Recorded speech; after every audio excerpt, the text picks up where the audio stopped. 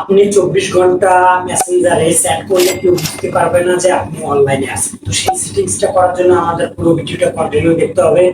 Hello বন্ধুরা, BD take চ্যানেলে আপনাদেরকে সবাইকে স্বাগতম। তো যারা আমরা ফেসবুক ব্যবহার করি সেক্ষেত্রে কিন্তু আমাদের মেসেঞ্জারে ফ্রেন্ড সার্কেল, বন্ধু বান্ধব অনেকে আমাদের মেসেজ করে। সেক্ষেত্রে আমি দেখাচ্ছি, আপনি যদি 24 ঘন্টা অনলাইনে থাকেন, মেসেঞ্জারে আপনি চ্যাট করতে থাকেন, সেক্ষেত্রে আপনার ফ্রেন্ড সার্কেল অথবা বন্ধু বান্ধব বুঝতে পারবে না যে আপনি এখনো অনলাইনে আছেন, ঠিক আছে। অথচ আপনি কিন্তু 24 ঘন্টা মেসেঞ্জারে থাকতে পারবেন অনলাইনে, ঠিক আছে। তো সেই সেটিংসটা করার জন্য আমাদের ফেসবুকে যেতে হবে। তো সেখান থেকে আমরা সেই সেটিংসটা আজকে দেখাবো। তো ভিডিওটা অনেকটা ইন্টারেস্টিং হতে চলেছে। যারা ফেসবুক থেকে দেখতেছেন অবশ্যই পেজটি ফলো দিয়ে রাখেন, আর যারা ইউটিউব থেকে দেখতেছেন অবশ্যই চ্যানেলটি সাবস্ক্রাইব করে দিন। চলেন ভিডিওতে যাওয়া যায়। তো বন্ধুরা, চলে আসলাম আমরা মোবাইল স্ক্রিনে। তো এই সেটিংসটা করার জন্য আমাদের সরাসরি যেতে হবে ফেসবুক অ্যাপসে।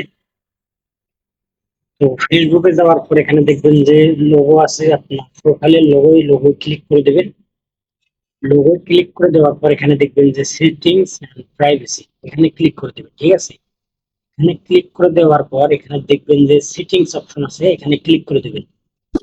সেটিংস এ ক্লিক করে দেওয়ার পর এরকম একটা ইন্টারফেস শো করবে। তো আমরা সার্চ করবো, এখানে সরাসরি সার্চ করলে কিন্তু চলে আসবে, ঠিক আছে। ক্লিক করে দেওয়ার পর এরকম একটা ইন্টারফেস শো করবে।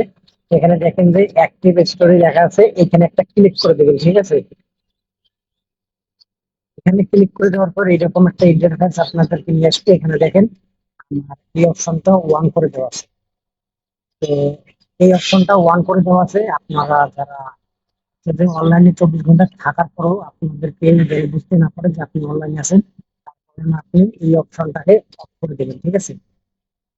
এই অপশনটাকে অফ করে দিলে কিন্তু আপনি যদি 24 ঘন্টা অনলাইনে অ্যাক্টিভ থাকেন, সেক্ষেত্রে কিন্তু বন্ধু বান্ধব, ফ্রেন্ড সার্কেল কেউ বুঝতে পারবে না, ঠিক আছে।